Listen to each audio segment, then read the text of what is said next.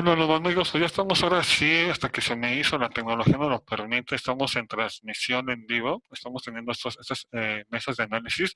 En esta ocasión no nos acompaña Raúl Otero, no pudo llegar, pero bueno, estamos aquí, vamos a hablar de tres temas que nos parecen interesantes. Bueno, al menos a mí, como soy un positivo, pues ahí están los temas, para que gente que sí le sabe nos platique y nos dé algún comentario sobre lo que creen que está ocurriendo, la relevancia que puede tener en la política nacional.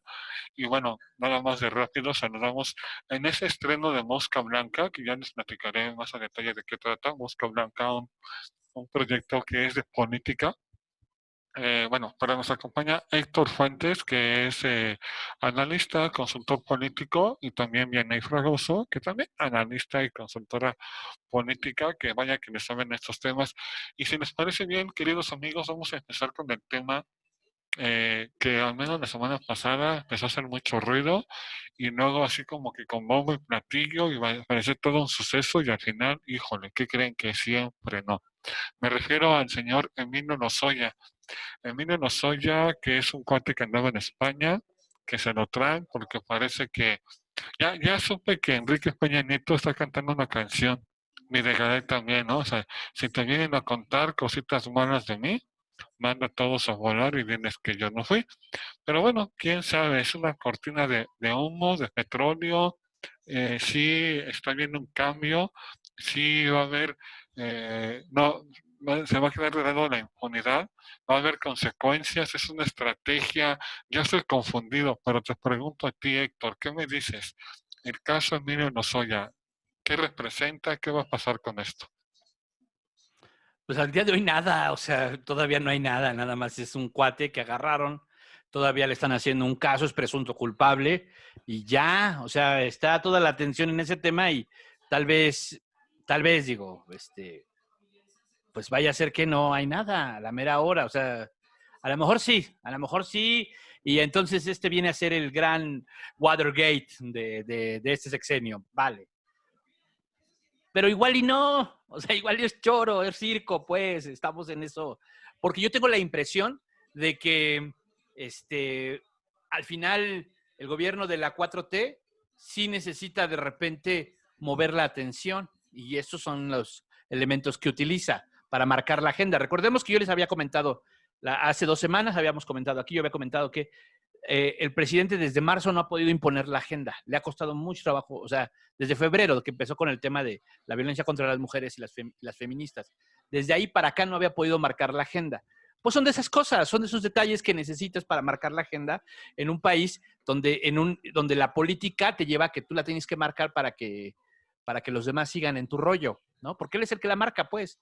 Pero ahorita, pues, tanto el tema de las mujeres como el tema del COVID no ha permitido que ha habido un gran tiempo en donde el presidente no marca la agenda. Entonces tiene que recuperarla de alguna forma y yo creo que por lo de Lozoya lo están viendo como una oportunidad. Entonces es solamente eso, ¿no? Es una oportunidad para marcar agenda, para decir, a ver, otra vez nosotros decimos por dónde va a ser, pero entonces crees que no habría consecuencias. Pero bueno, vamos a ver qué nos dice Vianey.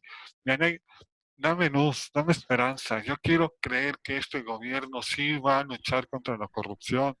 Tengo esa gran esperanza. Yo creo que por fin eso va a ocurrir en este país. Por favor, por favor, Vianey, dime qué ha sido hacer. O qué Temo pasa con Emilio desilusionarte, Lozoya.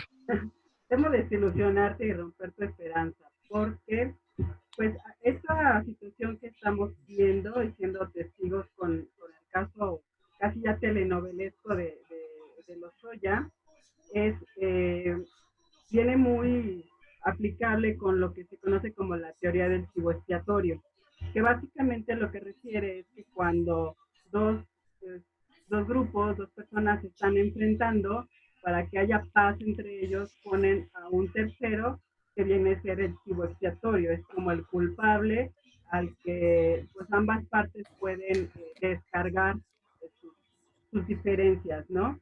¿Y quiénes son los que hoy día se estarían enfrentando?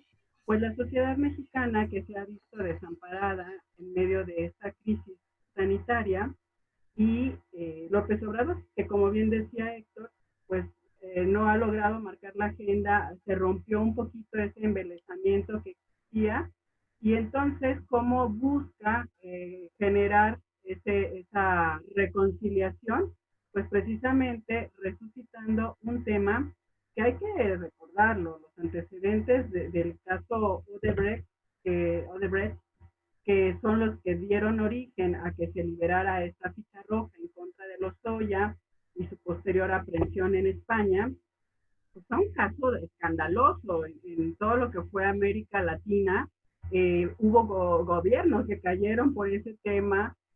Fue evidente que la corrupción había existido, que había situaciones, indicios que daban pues altas posibilidades de que Lozoya pues fuese encontrado culpable en un proceso penal. Sin embargo, bueno, pues huye y lo detienen. Se niega a la extradición durante muchos meses hasta que llega este punto de negociación. Y como yo lo veo, pues sería en dos sentidos, ¿no? Por un lado, si bien el proceso penal establece, el nuevo procedimiento penal establece, el nuevo proceso penal, perdón, establece que se puede dar estas salidas alternas al proceso y que puede no ser como antes, que pues toda persona que era detenida era un presunto culpable, como decía Héctor. Hoy día no, hoy día todas las personas que son detenidas se presume su inocencia hasta que no haya una sentencia en firme que los declare culpables. Entonces, ahorita Lozoya llega con esa presunción de inocencia y todavía adicionalmente con esa figura de testigo colaborador.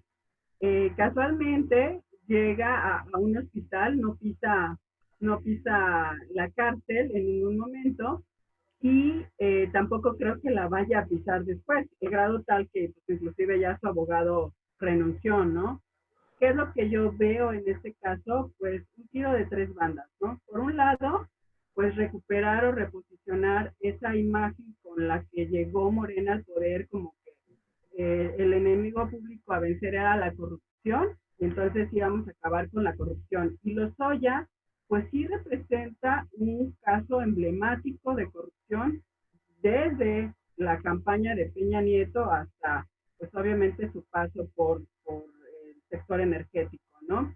En segundo lugar, pues sí, por supuesto que viene a ser un distractor de la atención de la opinión pública, porque pues mientras miles de familias, con las cuentas que nos hace el secretario Gabriel, pues podemos estar hablando de decenas de miles de familias mexicanas que hoy día lloran a sus muertos y que lo hacen en condiciones no solamente de tristeza, sino también de una pobreza acrecentada por el desempleo, por la falta de oportunidades que se han generado, ya con la ralentización que traía la economía y todavía agravada por la pandemia.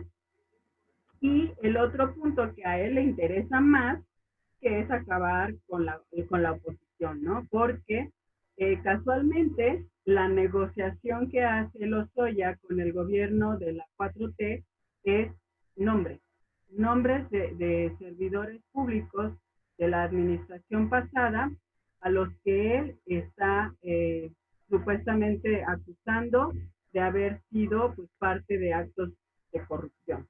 Entonces, el PG pues lograría esos tres objetivos, ¿no? Reposicionar a su gobierno como el gobierno que lucha en contra de la corrupción, cuando pues los datos nos indican que ha sido una etapa de incremento de la corrupción, las adjudicaciones directas que se hacen, por ejemplo, sin el procedimiento de licitación que la ley establece, el incremento de pedimento de moches para la asignación de contratos, eso por todas partes ahí está y está documentado, y sin embargo, pues él quiere reposicionarse como el que combate a la corrupción. El reconciliarse con este público mexicano que hoy día pues sigue llorando a sus muertos, y el desacreditar a los opositores que también pues suenan como posibles candidatos o que hoy día inclusive pues son gobernadores, ¿no? Muchos de ellos de los que se mencionan entre las posibles que van a ser delatados por Lozoya, pues hay gobernadores panistas, por ejemplo, que hay que recordar que es la segunda fuerza política en el país.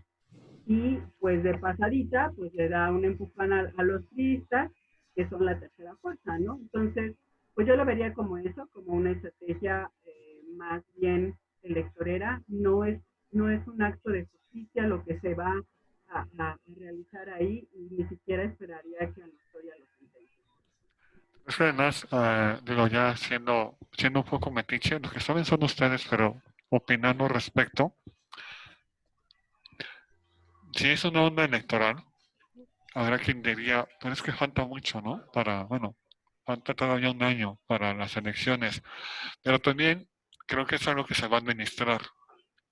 Creo que tiene este sentido, creo que sí tiene este sentido de utilizar en un ambiente electoral. Y entonces va a ser un proceso que donde van a dar notas, periodicazos, para llamar la atención. O sea, no es algo que si fuera realmente la intención de combatir la corrupción, en 3 patadas sale esto, o en un mes, o rápido sale. Pero bueno, ya lo trajeron, llamaron la atención. De aquí a un mes hacen algo otra vez con él, sale del hospital y otra vez llaman la atención. Y luego, bueno, es que va a haber una audiencia y otra vez.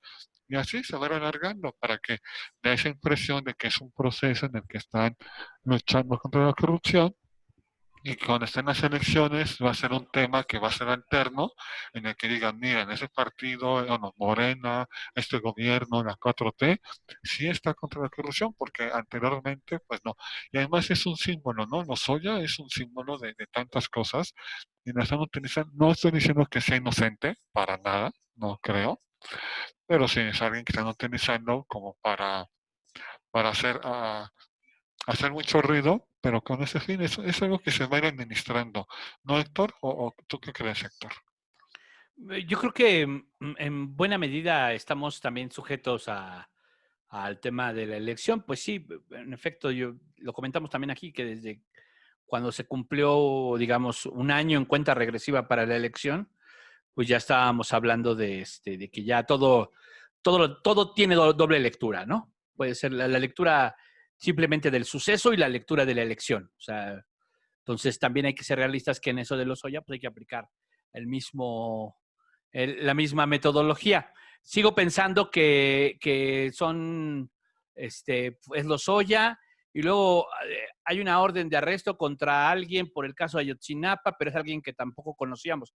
Normalmente al director de Pemex no le prestamos mucha atención quién es, porque sabemos que Pemex es la empresa del Estado y por ende el verdadero gerente de esa empresa es el presidente de la República.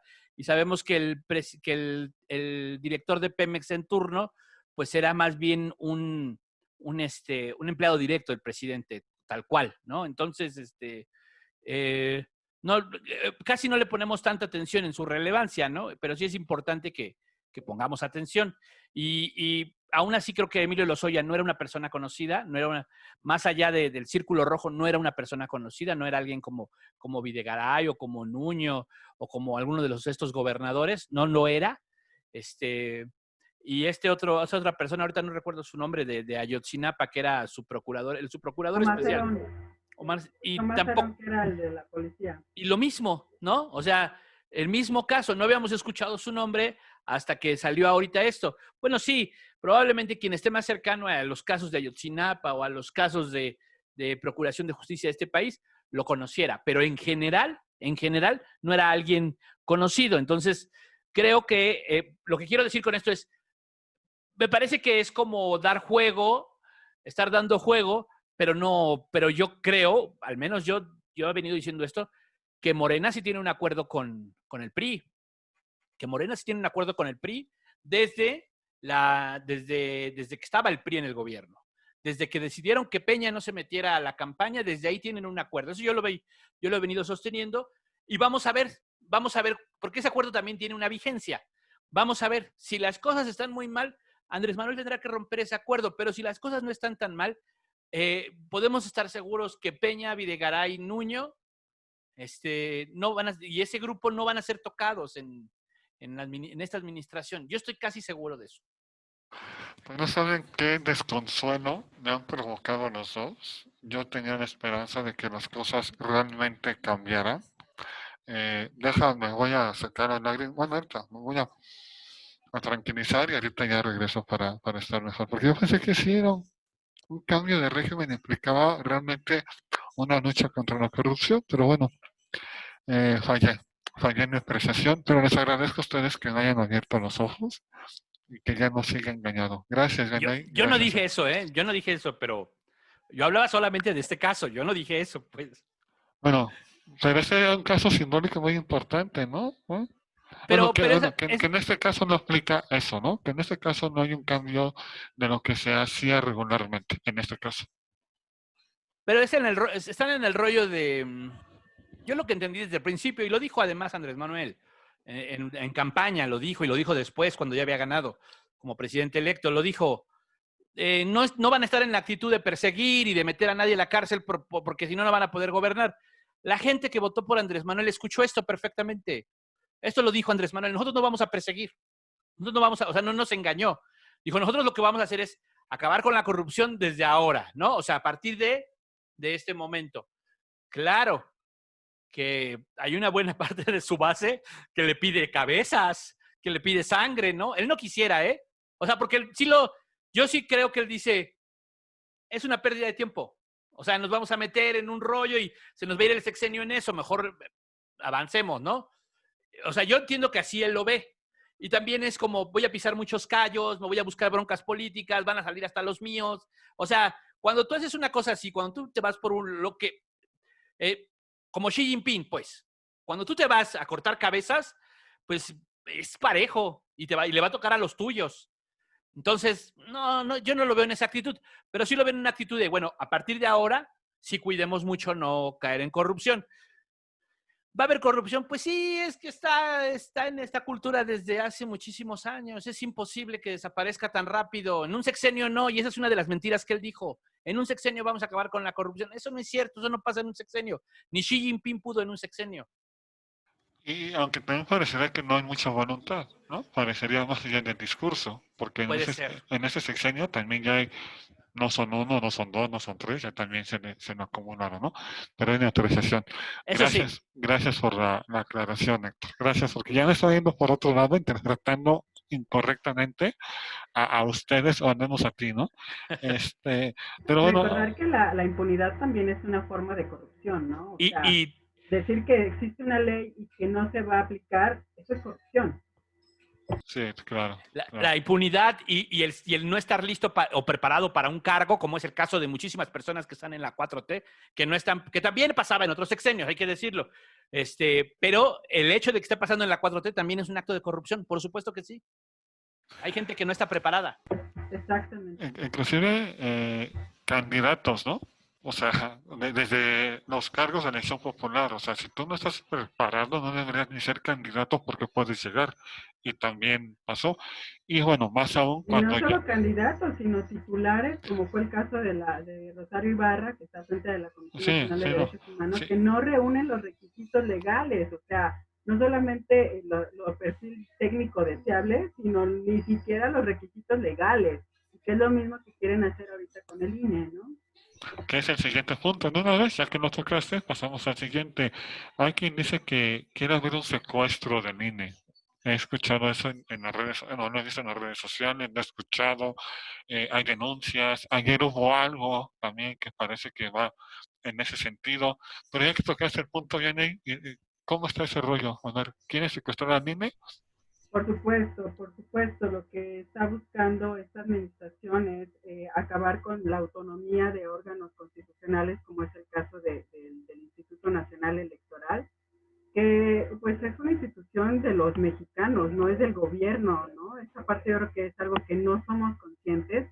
Y recordar un poquito su historia. El INE, casualmente, cuando el sexenio de Salinas, cuando gana Salinas de Gortari y pierde Cuauhtémoc Cárdenas, que es el primero que, pues, que acusa así de fraude electoral, en esa época el instituto no existía, era un área bueno, era un área que dependía de la Secretaría de Gobernación, y en esa época Manuel Bartlett, para los que no habían nacido siquiera, Manuel Bartlett era el secretario de Gobernación, y casualmente a la hora del conteo se le cayó el sistema y antes de que se cayera el sistema, Cuauhtémoc iba ganando y después de que ya levantaban el sistema, pues iba ganando Salinas y ganó Salinas, ¿no? Con Cedillo es que se constituye como el Instituto Autónomo, como Instituto Federal Electoral, y ya con Peña Nieto se transforma en el Instituto Nacional Electoral. Y hay que reconocer algo que mucha gente ignora, ¿no? Número uno, los que son integrantes, los consejeros, son ciudadanos. Aunque la legislación ha hecho de una forma que tengan los partidos, tengan como cierta representación a través de los consejeros, básicamente pues son perfiles ciudadanos, no con una afiliación política como tal. Y sin embargo, pues desde el proceso de renovación, cuando se conforma este comité técnico que va a revisar a los candidatos, pues la 4T metió ahí a fuercitas a Ackerman, que todos sabemos que es un defensor a ultranza, el esposo de la secretaria de la Función Pública, pues precisamente con el fin de que los candidatos que fueran con el, pues afines a la 4T, pues quedaran, ¿no? Cuando salen las quintetas y que ve que los perfiles pues no le favorecen porque no era el único de la comisión técnica, entonces pues hace su pataleta, su berrinche la semana pasada y en el fin de semana el Partido del Trabajo empieza a hacer esta promoción con Mario Delgado, que es el presidente de la Junta de Coordinación Política en la Cámara de Diputados, que está a cargo de la selección de los consejeros, pues le piden que utilicen, así que el mayoriteo que tanto se criticó en la época del prismo, que hagan un mayoriteo para que pues desconozcan esas quintetas y se reponga el procedimiento, lo cual no está previsto en la ley. Y pues ahora ya junto con Morena, la fracción de Morena, pues están pronunciando a favor de tirar ese proceso que había sido pues más bien de corte técnico, de corte, pues sí, de verificar que los perfiles fueran de demócratas, porque en la declaración que hacía Mario Delgado en la mañana, que estaban buscando perfiles austeros, no nos hacen falta perfiles austeros, nos hacen falta perfiles de demócratas, porque la democracia la hacen los demócratas, no los austeros. Muy bien. Héctor, ¿qué opinión te merece todo esto? ¿Sí crees que hay un secuestro, hay un intento de sabotear? ¿Tú qué opinas? No, lo que no hay es una actitud de cambio. O sea, perdón, yo estoy del otro lado. O sea, yo creo que o sea, después del INE aquel histórico con Merino, Waldenberg, Chapa no, Granados Chapa, aquel INE histórico, o sea, después de aquel INE histórico, para mí, después se convirtió el INE en El IFE, otra vez ¿no? perdón, el IFE, primero el IFE, sí, se empezaron a convertir en cuotas de los partidos. O sea, yo insisto con ese tema. Y entonces, la 4T lo único que viene a hacer es confirmar que siga haciendo eso. O sea, ya era así. Desde mi punto de vista, el IFE y el INE, siempre, o sea, a excepción del primer consejo y tal vez el segundo y luego, o sea, han sido cuotas de los partidos, y entonces lo que hacen es que el que está en el poder intenta meter la mayor cantidad que puede para quedarse. Lo mismo que pasa en buena medida, o va a pasar, está pasando en el Poder Judicial. Pues es que es un poco parte de la alternancia, porque pues, eso no solo pasa aquí, o sea, pasa en el Poder Judicial en Estados Unidos, por ejemplo. Entonces, lo que quiero decir es, creo que el INE no debería ser así, pero para allá lo llevan. Hay una carta que salió en la semana de un grupo la semana pasada, de un grupo de intelectuales, entre los que estaban, varios firmantes, pues, ¿no? En contra de lo que le llaman ellos el secuestro al INE y esta peligrosa intención de terminar con el INE.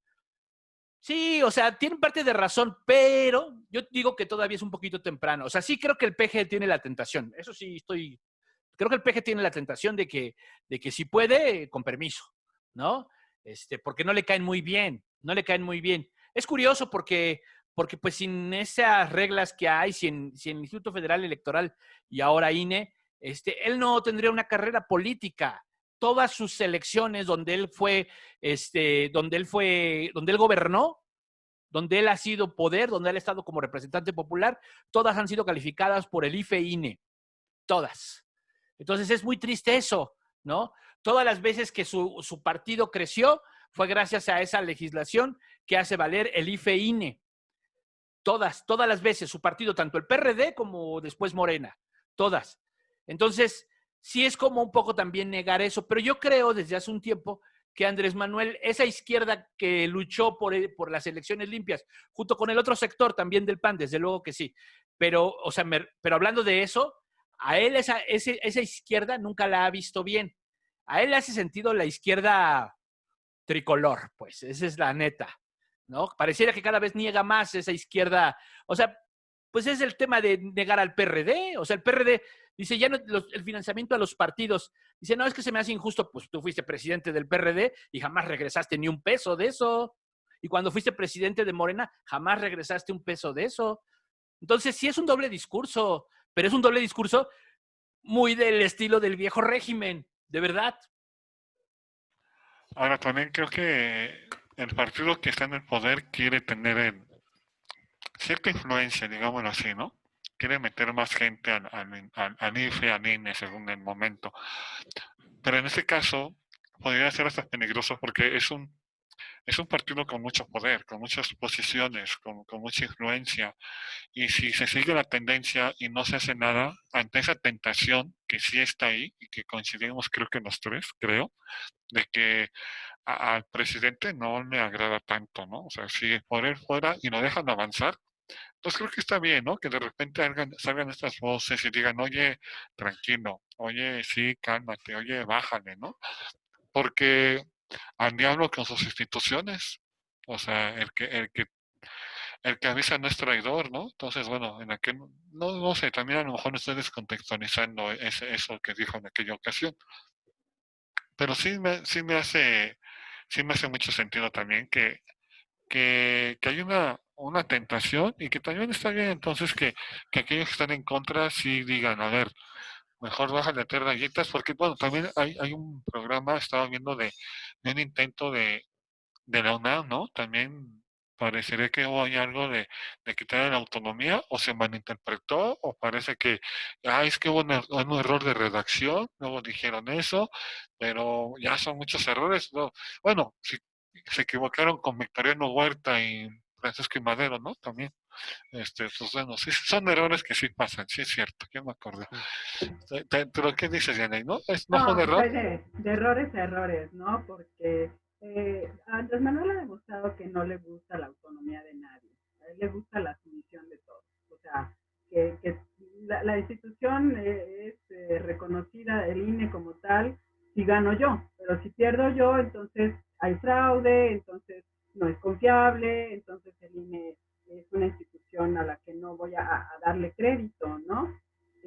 Mientras yo esté cobrando como partido, pues qué bueno que nos reparten y que nos den más, pero cuando yo ya soy gobierno, entonces le bajo los recursos al INE y a los demás partidos, ¿no? Entonces, a mí lo que me ha quedado claro es que a él no le gustan los órganos autónomos porque esos no los puede controlar.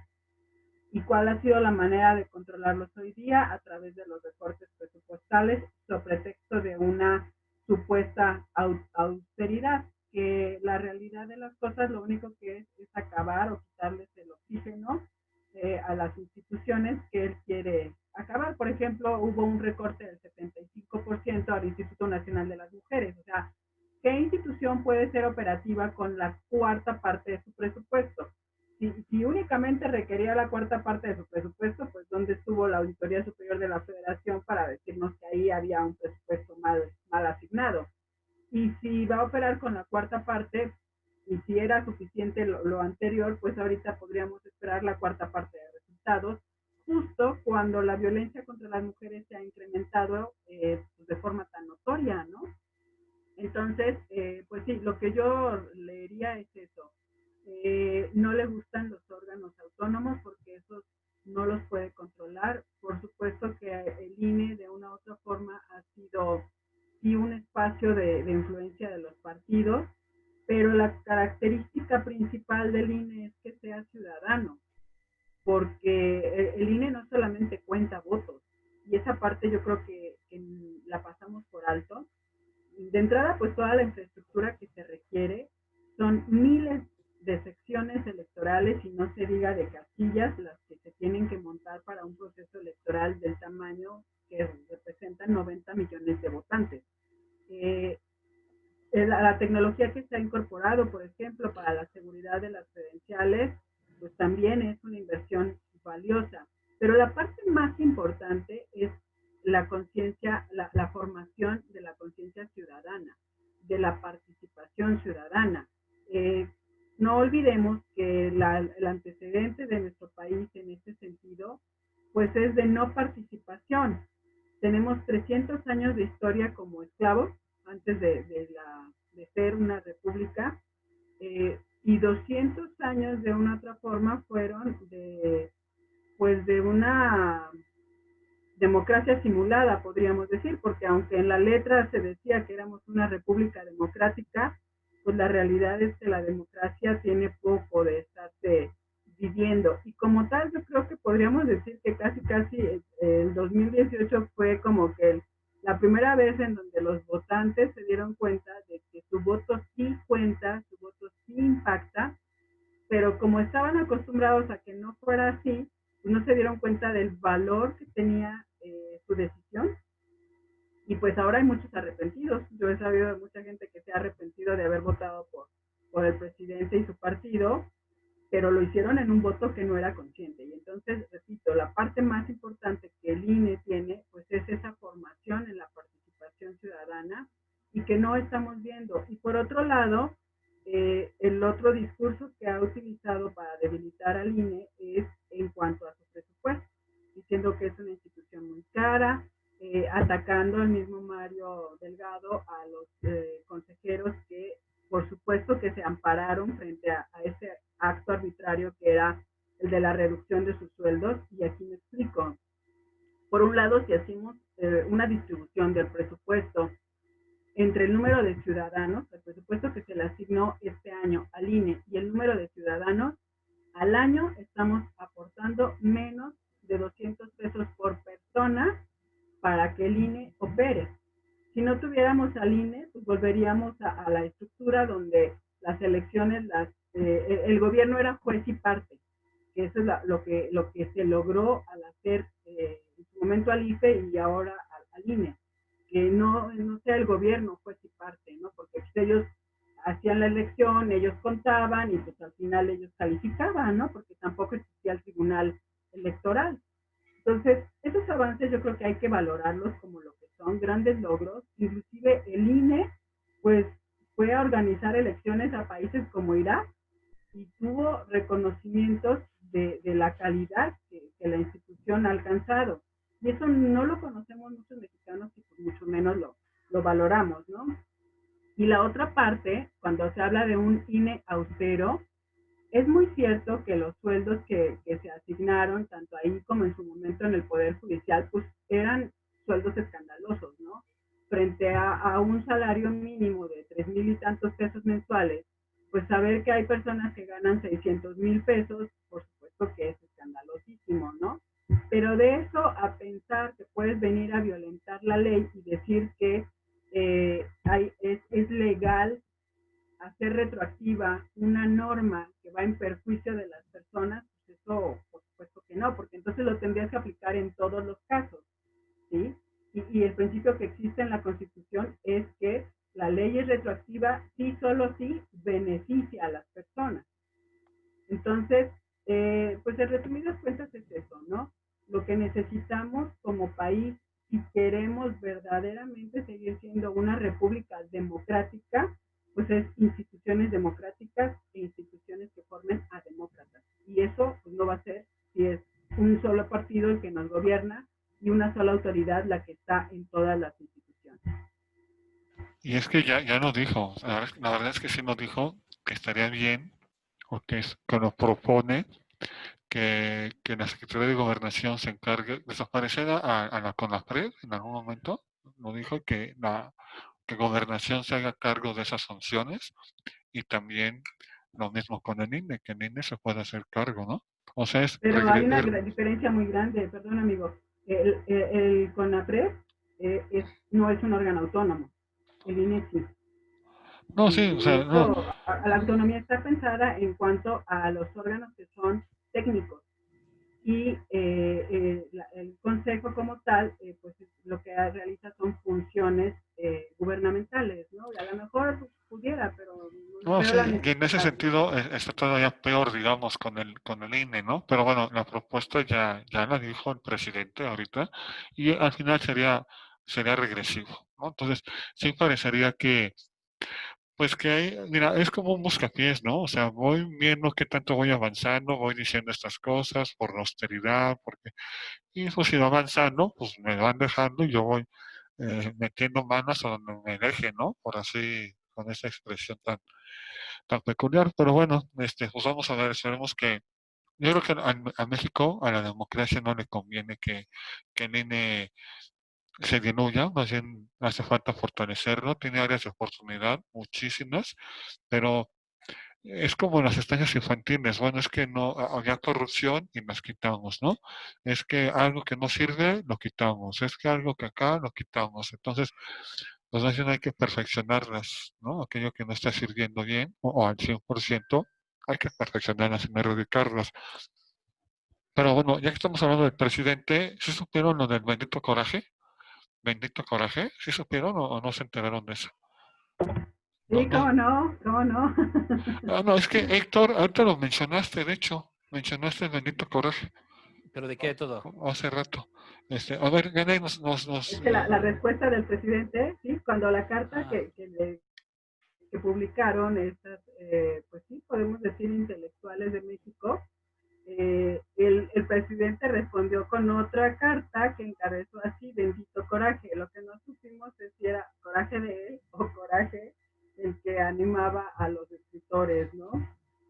Y pues yo sí me quedé pensando en varias cosas, ¿no? Número uno, hay que recordar que el nivel académico del mexicano promedio es de tercero de secundaria y que pues al presidente no lo podríamos calificar como un intelectual en modo alguno porque su nivel académico es de unos años más que es de licenciatura, ¿no? O sea, después de la secundaria solamente estudió 3 años de preparatoria y pues aunque se echó 14 años para poder salir de la licenciatura, su licenciatura no dura más de 5.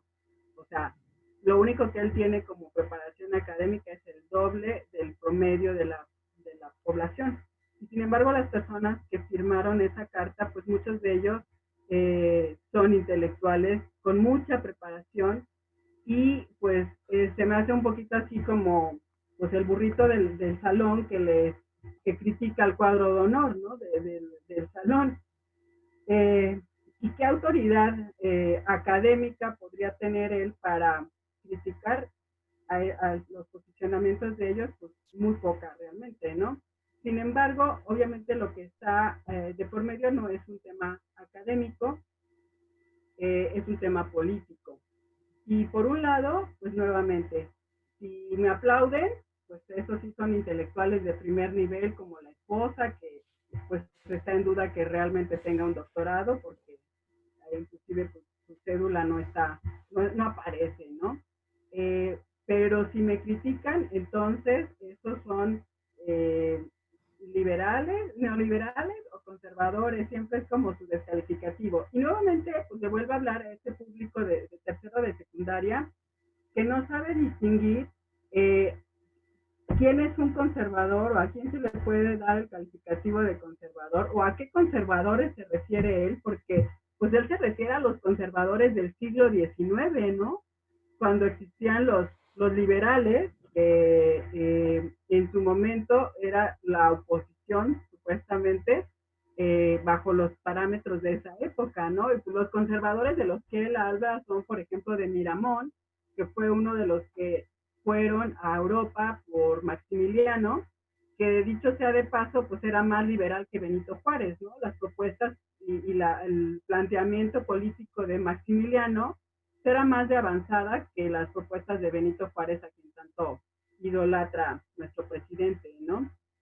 Y cuando habla de que se acabó el neoliberalismo, y por tanto tendrían que haberse acabado los neoliberales, pues está hablando de temas económicos, ¿no? Entonces mezcla, pero nuevamente se dirige a ese público que lo aplaude, porque también no lee.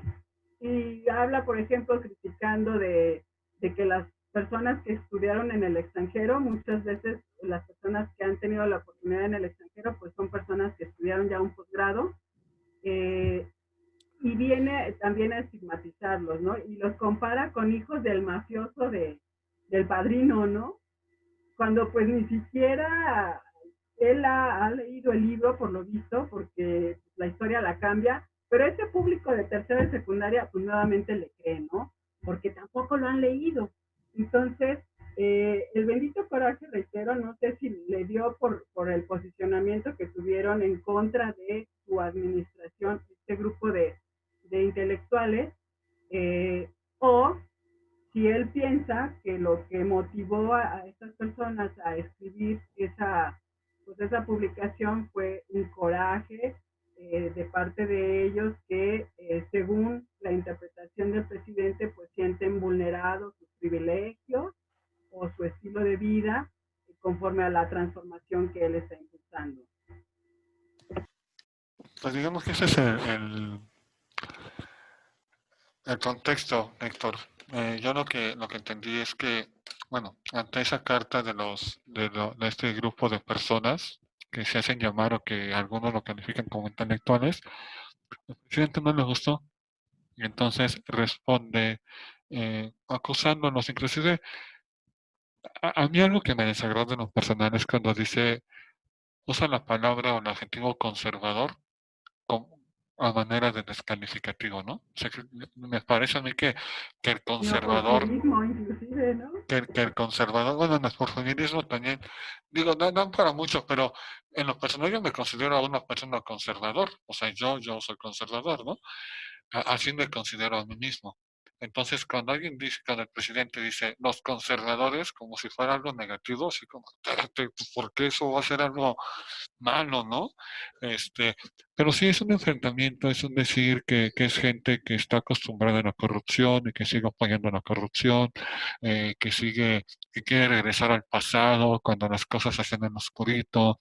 O sea, el mensaje va dirigido por ahí y a mí me parece que es otra vez entrar a ese rollo de la victimización, de que si no estás de que no se permite la disidencia. Si estás a favor de mí, si coincides con lo que yo, está muy bien, y eres de los buenos, pero si no, eres de los malos, de los fifís, de los neoliberales y de tantas cosas. Pero es algo que yo alcanzo a ver, no sé, Héctor, qué opinión te merezca esta postura, o si tú no la ves, o si tú dices, no, pues yo no creo que el presidente actúe de esta manera, ¿tú qué dices? ¿Sí actúa así o no tanto?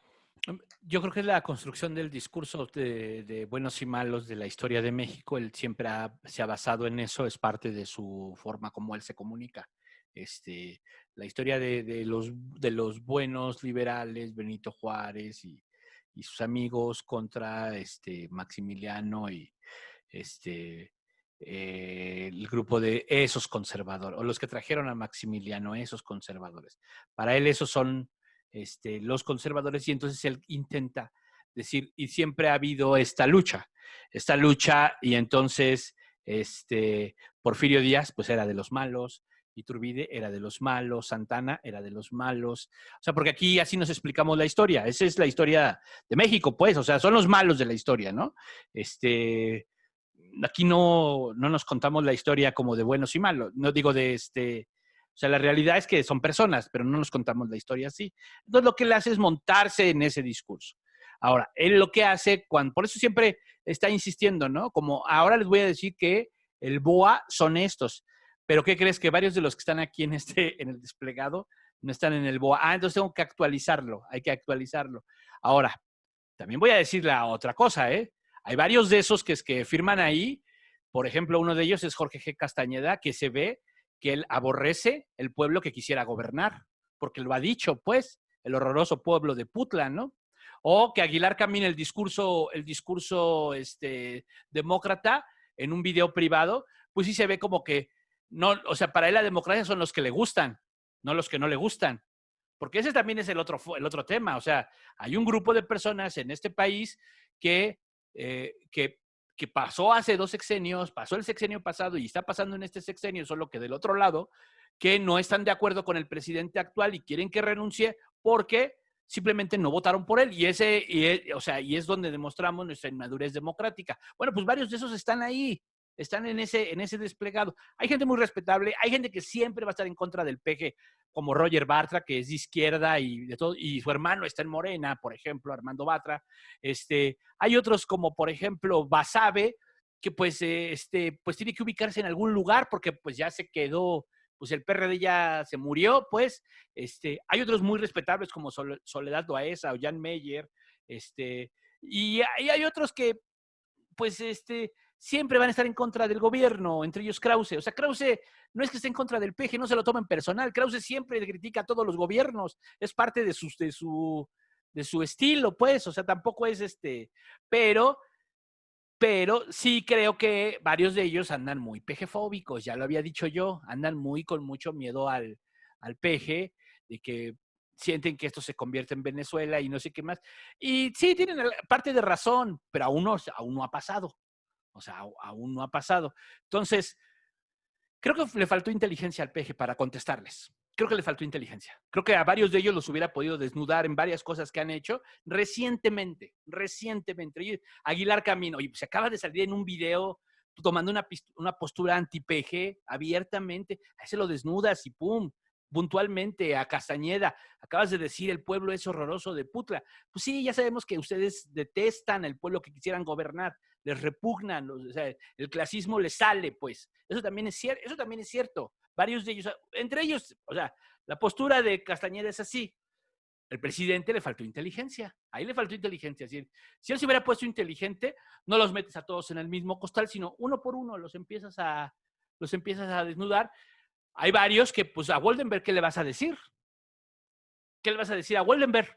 O sea, ¿en qué momento ha sido parcial? Pues no. O sea, hay varios que no, no sé, lo mismo que a Soledad Loaesa. Su hijo trabaja en el gobierno de la ciudad. Ahí no recuerdo cómo se llama, el de movilidad, el secretario de movilidad, se me fue su nombre ahorita. Pues es hijo de Soledad Loaesa. O sea, insisto, el hermano de Roger Bartra es Armando Bartra, está en Morena. O sea, también es como, también un poco, de repente lo ves y dices, es pleito de la misma clase política, ¿eh? También ojo con eso. Pero pues lo que dice Héctor, lo único que hace es evidenciar su desconocimiento y lo que habló fue el coraje que le dio al presidente, no que los que escribieron ese documento sintieran coraje. Y coraje pues habríamos de sentir nosotros frente al video de la gente del Mencho, por ejemplo, que pues sale ahí muy armados, muy equipados y que están haciendo desastres en muchas partes del país y a ellos no les respondió. Sí, claro. Eso sí es cierto. Y es que ese es otro tema también. Les decía antes de empezar, antes de que llegaras, bueno, le decía a Héctor que esta semana hubo ese video también da como para comentar, ¿no? Digo, se nos acabó el tiempo por hoy, pero también hubiera sido, o inclusive el discurso de ayer, de los 10 puntos, dando las condolencias a los familiares, híjole, también me pareció que no. Dice, ya te dijo Héctor, faltó inteligencia, ¿no? En otro. Creo que aquí también faltó inteligencia, faltó tacto, faltaron varias cosas en sensibilidad y empatía, ¿no? sí, creo que faltaron varias cosas. Sí, es que yo no estoy, yo no es que yo sea, hay muchas cosas que yo estoy a favor del gobierno del PG. Es más, yo voté por el PG, ya lo he dicho. Hay muchas cosas que yo sí estoy a favor del gobierno del PG, pero me molesta demasiado la soberbia con la que se toman todo. Entonces no le aplican inteligencia. Si tú partes de una actitud de que yo todo lo sé, yo todo lo puedo, pues te vale cómo lo operes. Si todo lo operas allá, ahí se va. O sea, yo tengo la razón. Si tú partes de una idea de que estamos en un proceso de aprendizaje, porque ellos no sabían gobernar, son nuevos y es totalmente entendible. varios de ellos pues, son nuevos en el gobierno, lo puedes entender, pero la actitud de aprendizaje es la que marca la diferencia. Si tú tomas una actitud de aprendizaje ante la vida, entonces, pues pones más atención, te equivocas menos, pero Y de no la humildad, soberbia. Sí, perdón. y de humildad, precisamente, ¿no? De reconocer que no lo sé todo, que no lo puedo todo y que hay otros que pueden ayudarme, ¿no? Muchos de los errores son precisamente por la soberbia, pero bueno.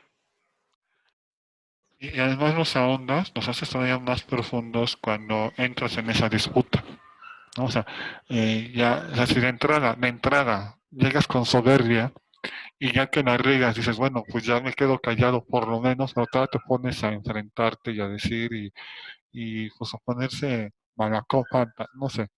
Sí. Pues es ahí donde dices, no, pues ahí, sí, pero bueno, también hay gente que nos sigue apoyando muchísimo, muchísimo, ¿no? Y lo decíamos hace poco, si las elecciones fueran ese domingo que viene, vuelven a ganar, ¿no? Sí, bueno, Todavía falta. todavía falta. Digo, si fuera ese domingo, pero todavía faltan 11 meses o 10 y algo, casi. Y hay que ver qué, ¿no? Entonces, vamos a dejarnos aquí, queridos conocedores de temas políticos. Vamos a cortar la transmisión. Bueno, ahorita les comento unas cosas, pero muchas gracias a los que estuvieron conectándose, a los que van a ver este video de manera diferida. En video vamos a ver cosas muy interesantes, no solamente a ver estas mesas políticas, va a haber más contenido de otro tema, diversidad.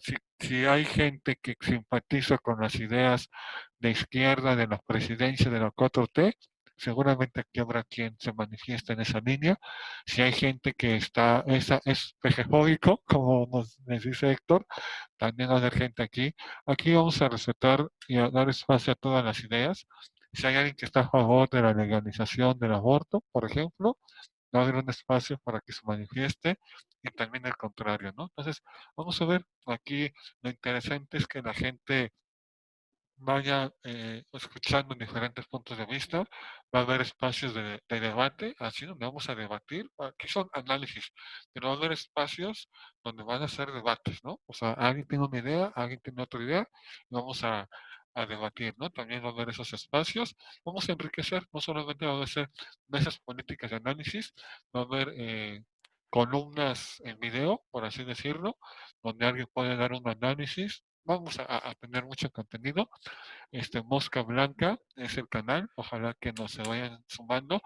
Y lo dejamos aquí hasta ahorita. Gracias, Benay. Muchas gracias por estar acá. Gracias, Enrique, por este espacio de intercambio de opiniones y pues de aprendizaje. Yo creo que yo aprendo mucho de los compañeros, de Héctor, de Raúl, que ahora no nos pudo acompañar, y que siempre sus preguntas inteligentes a mí me resulta muy grato que me invites y me permitas participar. Gracias, Benay. Héctor, muchas gracias, carajo. Pues gracias por la charla cada lunes. Actitud de aprendizaje y también son muy reconfortantes. Bueno, pues no se me vayan, vamos a cortar, pero no se me vayan, ¿eh? Quédense acá. Gracias a los amigos Mosca Blanca. Feliz Navidad. Adiós.